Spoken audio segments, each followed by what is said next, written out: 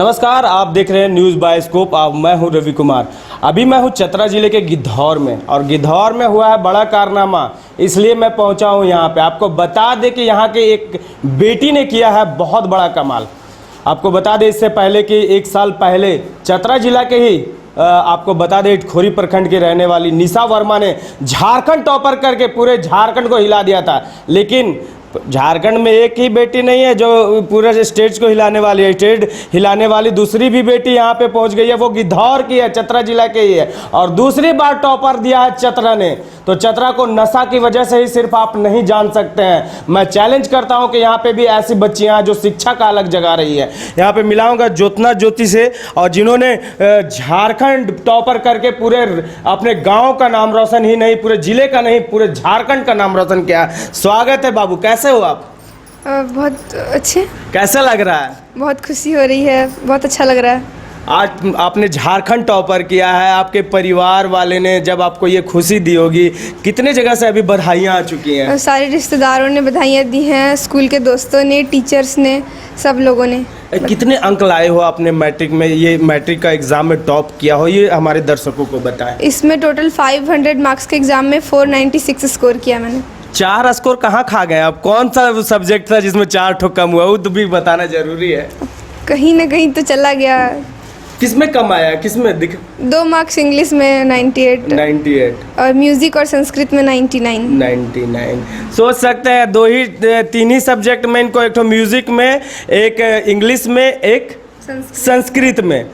Minor चीज है, लेकिन इनके लिए अभी भी धक्का लग रहा होगा कि 4 को काहे कम आया। लगता है कि नहीं? बिल्कुल लगता है। सोच लीजिए, ये पूरे झारखंड टॉपर है ये बच्ची, लेकिन इसको अभी भी खल रहा है कि 4 पॉइंट वो कम क्यों आया। अभी पूरे चर्चा का विषय है झारखंड में, पूरे चतरा का नाम इसने रोशन किया है इस बच्ची ने। और इनसे जानने की कोशिश करेंगे कि किस तरह की रूटीन थी आपकी पढ़ाई की, शुरू से कहाँ से प्राथमिक पढ़ाई स्टार्ट किया, सब सारे चीज़ों को हमें रूबरू करें। प्राइमरी एजुकेशन मेरा शुरू हुआ मेरे गांव से, गांव के ही एक स्कूल से। उसके बाद 6th क्लास में मैंने अपना एडमिशन करवाया जवाहर नवोदय विद्यालय चतरा में। उसके बाद 7th में वहां से मैंने अपना एडमिशन लिया इंदिरा गांधी बालिका विद्यालय हजारीबाग में। वहीं से मैंने 10th का एग्ज़ाम दिया, वहीं पे मैंने टॉप किया। और वहीं पे स्कूल का ही रूटीन था जो बहुत ही सिस्टमेटिक वे में चल रहा था, उसी के इंस्ट्रक्शन, उसी रूटीन को मैंने फॉलो किया और उसके बाद ये रिज़ल्ट आया। एक चीज़ जानना चाहेंगे, आप भी बच्ची हैं और झारखंड में बहुत सारी बच्चियां हैं, उनमें और आप में फ़र्क क्या है? क्यों और भी बच्चियां इतना नंबर नहीं ला पाती? उनके लिए क्या संदेश देना चाहेंगे? और आने वाली पीढ़ी जो बच्ची हैं उनके लिए आप तो आप आइडल बन चुकी हैं, झारखंड टॉपर कर चुकी हैं, आपको देखेंगे, रीड करेंगे लोग कि आखिर वो झारखंड टॉपर की कैसे, तो इसके लिए क्या संदेश देना चाहेंगे आप? इसके लिए यही संदेश देना चाहेंगे कि अपने दिन को, अपने टाइम को रूटीन में डिवाइड कर ले और उस रूटीन को स्ट्रिक्टली फॉलो करें। और जो भी पढ़ाई करनी है उसको कंसिस्टेंसी से बनाए रखें, उसको हमेशा जो अपना रूटीन है उसको फॉलो करें। टीचर्स की बात को हमेशा सीरियसली लें।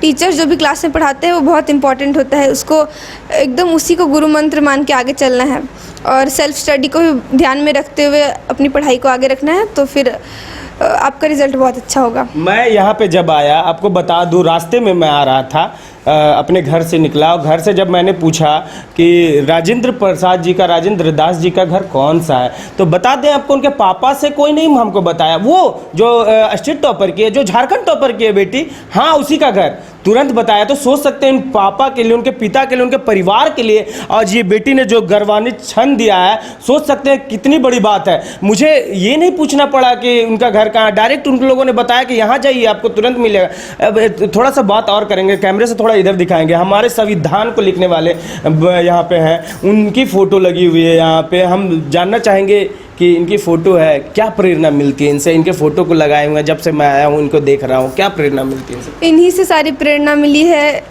इन्होंने जो अपने समय में जिस हालात में, जिस कम रिसोर्सेज के साथ इन्होंने अपनी पढ़ाई पूरी की, सिर्फ पढ़ाई ही नहीं की, वरना उस टाइम पे जितने भी लोग थे उसमें सबसे ज़्यादा एजुकेटेड लोगों में इनका नाम आता है। उस टाइम पे फॉरेन कंट्रीज़ में जाके इन्होंने पढ़ाई की और इन्होंने वो कॉन्स्टिट्यूशन लिखा जो आज भी हमारे लिए इतना एक्सेप्टेबल है। कॉन्स्टिट्यूशन है तभी कंट्री चल रहा है।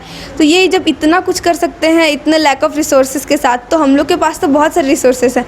तो हम लोग इनसे मोटिवेशन लेकर यही सीख सकते हैं कि कम चीज़ में कम रिसोर्सेज के साथ कैसे ये उतने आगे बढ़े, तो हम लोग क्यों नहीं बढ़ सकते हैं। इनकी कोई कहानी बता सकते हैं आप बोले बहुत कम सोर्सेज में इन्होंने पढ़ाई की है, कोई कहानी जो आपने पढ़ा हो, कम सोर्सेज पे इन्होंने पढ़ाई करते थे, वो कोई कहानी याद है आपको?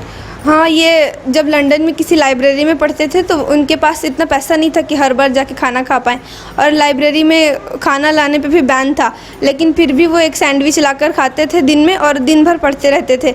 तभी तो इंडिया ही नहीं बाकी दूसरे कंट्रीज़ में भी इनको knowledge of symbol of knowledge की तरह जाना जाता है। तो अच्छा, एक चीज़ और जानना चाहेंगे, आपने तो इतनी बड़ी उपलब्धि हासिल की है, हम लोगों को खुशी हो रही है कि हमारे चतरा जिला में ऐसी बेटी है जो हम लोगों को गौरवान्वित कर रही है। पिछले बार निशा वर्मा ने किया, इस बार इस बेटी ने की, मज़ा आ रहा है। सच बताते हैं कि चतरा की बेटी हम लोगों को इतना बुलाने पे, कवरेज करने पे मजबूर कर रही है। हम लोग दूर दूर से आके कवरेज कर रहे हैं और मज़ा लग रहा है ऐसे न्यूज़ कवरेज करने में, क्योंकि हमारी बेटी अब पढ़ रही है, बढ़ रही है। कुछ साल पहले पीछे होंगे, कोई दादा के ज़माने में की बात कर रहे हैं, बेटियों को पेट में ही मार दिया जाता था। सच्चाई है ना दादा? जी।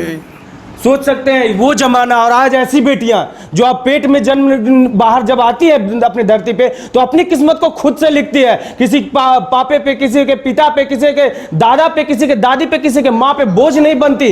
वो ऐसे बन के दिखाती है कि आने वाला समय उसे सल्यूट करे, उसे सलाम करे। आज यही बनकर दिखाई है। आगे क्या बनना चाहोगे आप? आगे डॉक्टर बनना चाहती हूँ। डॉक्टर बनोगे?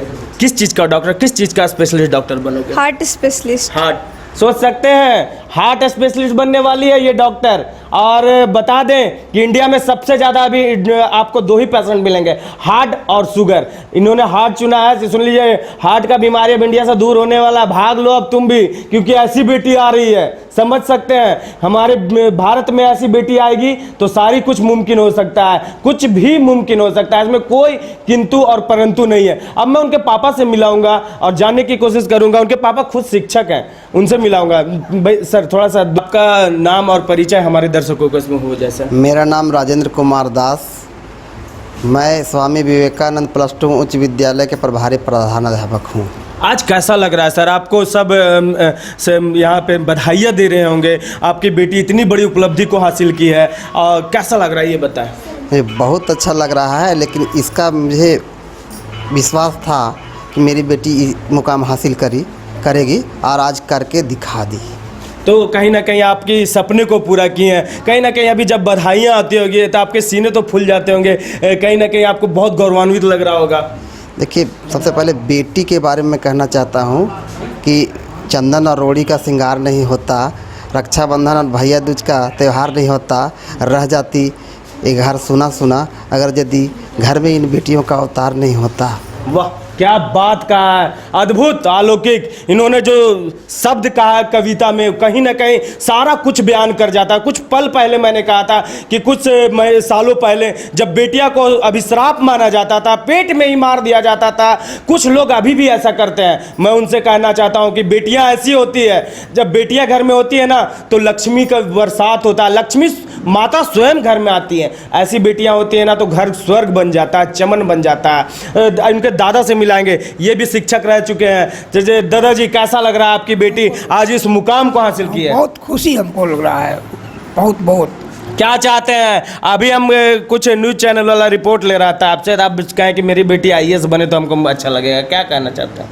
अब बच्ची पर निर्भर है, बच्ची क्या करना चाहेगी उसके पर तो दबाव नहीं देना चाहते हैं। दादाजी तो चाह रहे हैं कि IPS IAS बने हमारी बेटी के, सब सैल्यूट ठोके, लेकिन सच्चाई है दादा, हम बताते हैं, आपकी बेटी जब डॉक्टर बनेगी ना और इसका सोच जब अच्छा होगा तो आपके जैसे आपने जो जमाना देखा है ना, उस जमाने को इस बेटी को वे दूर करेगी, गरीब का इलाज करेगी। अगर इसका सोच सही होगा तो हार्ट का स्पेशलिस्ट बनेगी, तो आप जैसे बुजुर्ग का सेवा करेगी ये बेटी। तो बहुत अच्छा लगा आज इनसे मिलकर। इनके पूरे परिवार को मैं मिलाऊंगा, उनके दादी हैं, उनके दादाजी हैं, ये उनके पिताजी हैं, उनकी ये माता है, ये जगत जननी है, वो माँ जिसने ये इस बेटी को जन्म दिया। और ऐसी बेटी को जन्म दिया ना कि सिर्फ गिद्धौर, ना सिर्फ चतरा, पूरे झारखंड को गौरवान्वित किया। मैं सैल्यूट करता हूँ इस माँ को। तो कैसा लगा खबर ये जरूर बताइएगा। मैं हूँ रवि कुमार और आप देख रहे हैं न्यूज़ बायोस्कोप। धन्यवाद।